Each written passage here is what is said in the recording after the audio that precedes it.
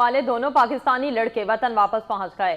اپنے جگر گوشوں کی رہائی کے منتظر والدین اور عزیز و اقارب دونوں کو لینے واگا بارڈر پہنچے۔ احوال بتا رہے ہیں عدیل مصطفیٰ۔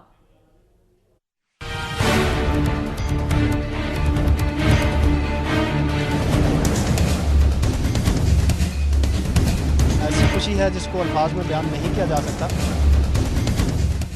اڑی واقعے میں معاونت کے الزام میں پاکستان کے علاقہ مظفر آباد کے طالب علم فیصل اور احسن کو غلطی سے بارڈر پار کرنے کی پاداش میں بھارتی فوج نے 5.5 ماہ قبل گرفتار کیا تھا۔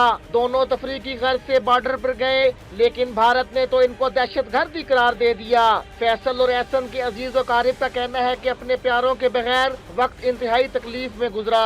فائنلی یہ ہے کہ 5-6 مہینے بعد الحمدللہ جن لوگوں نے کوشش کی ہے اور یہ پروو ہوا ہے کہ یہ بچے ہیں، اسکول گوئنگ بچے ہیں، یہ معصوم ہیں، ان کا کسی قسم کی تخریبی سرگرمی سے لینا دینا نہیں۔